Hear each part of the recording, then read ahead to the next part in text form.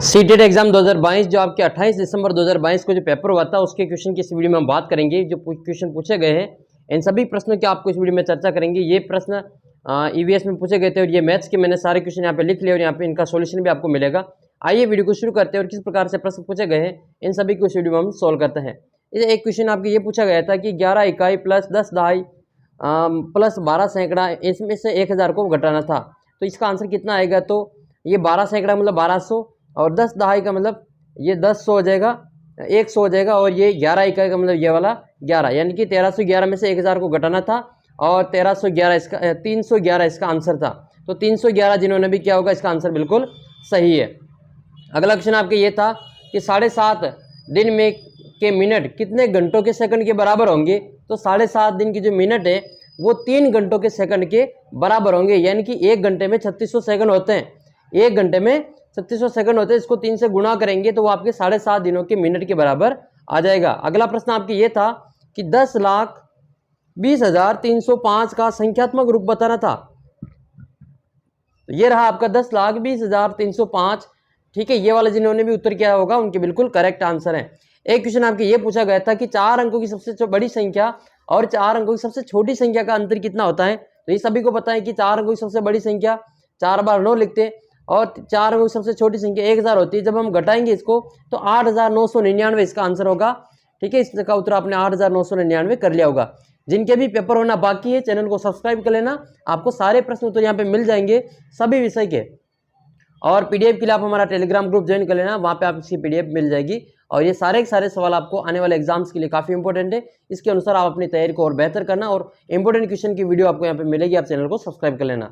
एक क्वेश्चन आपके आयत का परिमाप से संबंधित था ये कि एक आयत का लंबाई उसकी चौड़ाई की 3 गुणी है, परिमाप 184, तो उसका क्षेत्रफल कितना होगा। तो हमें ये दे रखा है कि उसकी लंबाई चौड़ाई की 3 गुणी है। तो हम क्या करेंगे, परिमाप लिखेंगे 2 कोष्टक लंबाई प्लस चौड़ाई यानी कि L प्लस बी, ये लिखेंगे 184 और ये हम इसमें लंबाई की जगह पे 3b लिख लेंगे क्योंकि लंबाई चौड़ाई की 3 गुणी है। तो ये 3b हो जाएगा और ये जोड़ होके 4b हो जाएगा।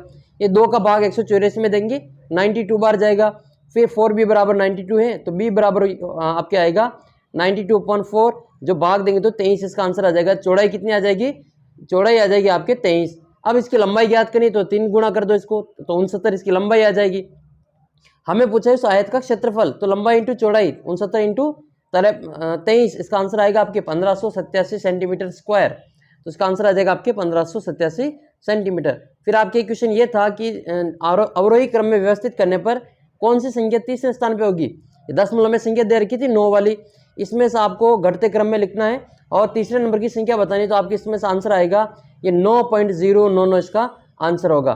फिर आपके नेक्स्ट क्वेश्चन आपके ये था कि एक संख्या दे रखी थी 27, 68, 75, इसमें 2 बार 7 आए हैं, तो इन दोनों 7 का आपको स्थानीय मान का अंतर पूछा है। तो पहले वाले 7 का जो स्थानीय मान है वो 70,000 है, दूसरे वाले 7 का स्थानीय मान 70 है। तो 70,000 में से 70 को माइनस करेंगे, इसका आपके आंसर आएगा 69,930। 69,930 इसका बिल्कुल करेक्ट आंसर होगा। आपको स्थानीय मान जाति मान के बारे में पता होना चाहिए, इस प्रकार से प्रश्न पूछे जा रहे हैं। तो आपसे हो सकता है अगले सवाल में या अगले पेपर में आपके इनके स्थानीय मान और जाति मान का अंतर भी पूछ ले, तो जाति मान और स्थानीय मान के बारे में आपको जानकारी होनी चाहिए। एक और आपके आयत के परिमाप का क्षेत्र, ये सूत्र था, ये सवाल था कि आयत की लंबाई 150 सेंटीमीटर है और चौड़ाई 1 मीटर है। ध्यान रखना ये यहाँ पे सेंटीमीटर अलग है और यहाँ मीटर में अलग अलग दे रखा है, तो उसको हम पहले 1 में ही बदलेंगे फिर परिमाप ज्ञात करेंगे। परिमाप ज्ञात करना है तो उत्तर जो दे रखा था वो आपके मीटर में दे रखा था, इसलिए हम क्या करेंगे इस सेंटीमीटर को भी मीटर में बदल देंगे। 1 सेंटीमीटर यानी कि 1 मीटर में 100 सेंटीमीटर होते हैं, तो 150 सेंटीमीटर में कितने मीटर होंगे, 1.5 मीटर हो जाएंगे। इसमें हम 100 का भाग लगा देंगे, तो 150 में मैंने 100 का भाग लगा दिया तो ये मीटर आ गया 1.5 मीटर। ये इसकी लंबाई है, चौड़ाई हमें पहले ही दे रखी 1 मीटर। हमें ज्ञात करना है इसका परिमाप। परिमाप का सूत्र होता है 2 कोष्टक लंबाई प्लस चौड़ाई यानी कि 2 × L प्लस बी। तो इसको हम पहले जोड़ कर लेंगे, इसकी 1.5 प्लस ये 2.5 होता है। 2.5 को 2 से गुणा करो, कितना आ जाएगा, 2.5 को 2 से गुणा करेंगे तो 5 मीटर इसका आंसर हो जाएगा। बिल्कुल करेक्ट आंसर होगा इसका 5 मीटर। अगला सवाल देखते हैं।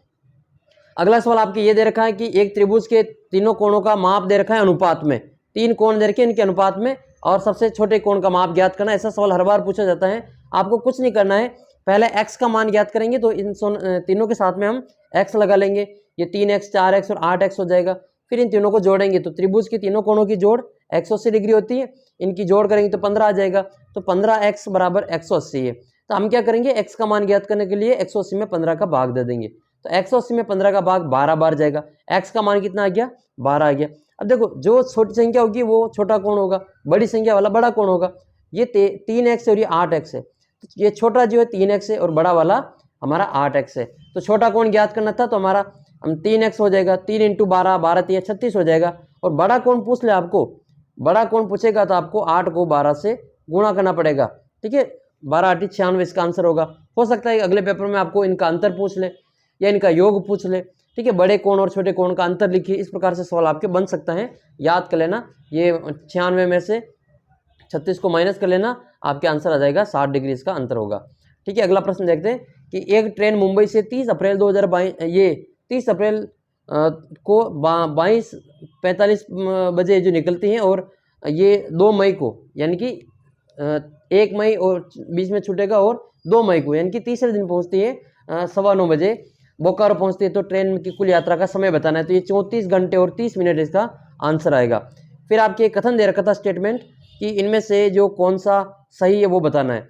तो एक अभाज्य संख्या नहीं, तो बिल्कुल सही बात है, एक अभाज्य संख्या नहीं है और एक सम्मिश्र संख्या भी नहीं है, तो ये दोनों ही कथन सत्य हैं। तो कथन एक और कथन बी दोनों ही सत्य हैं।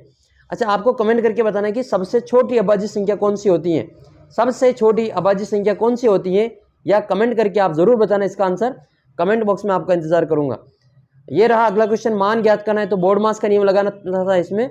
सबसे पहले भाग होगा, तो हमने भाग दे दिया, 18 में 3 का 6 बार गया। फिर गुणा करेंगे 14.5 को 3 से तो 43.5 आ जाएगा। माइनस के 3 को गुणा करेंगे 12.5 से तो माइनस के 37.5 आ जाएगा। फिर हम जोड़ करेंगे 43 और 6 की 49.5 आ जाएगा।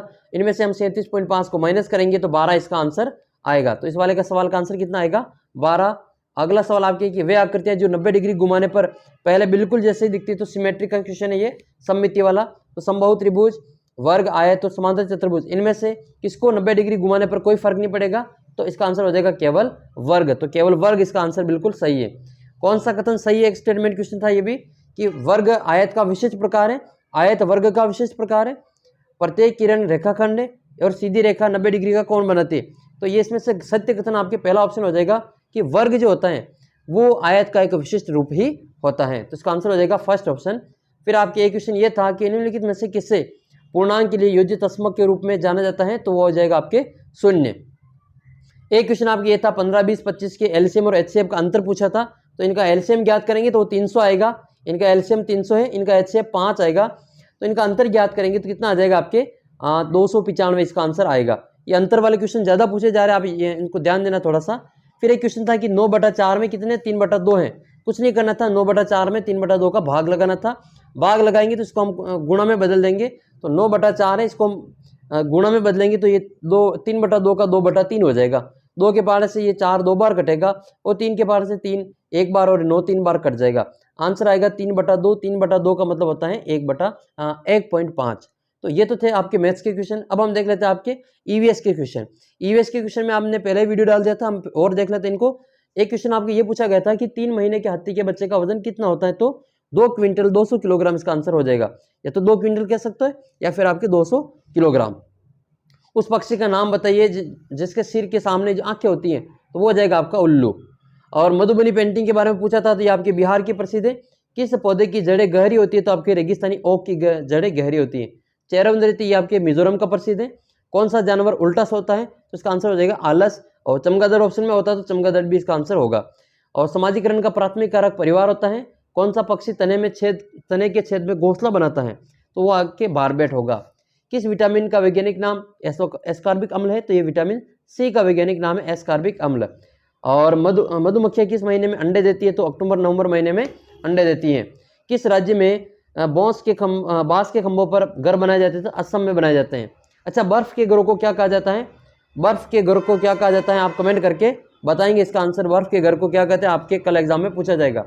अल बरूनी कहाँ से आया था, तो ये उज्बेकिस्तान से आया था। बाघ कितने घंटे सोता है, तो ये बाघ 16 घंटे सोता है। भारत में केंद्र शासित प्रदेश 8 है, याद कर लेना। और पोचमपल्ली किसके लिए प्रसिद्ध है, ये कला के लिए प्रसिद्ध है और रेशम का शहर कहलाता है ये। एक स्टेटमेंट दे रखा था मोर के बारे में कि मेरे सिर पर सिका है और अच्छा नृत्य करता हूँ और बारिश के दिन में रोता हूँ, इस प्रकार का जो कुछ क्वेश्चन आपको इसमें स्टेटमेंट में था, इसका आंसर आएगा आपके मोर।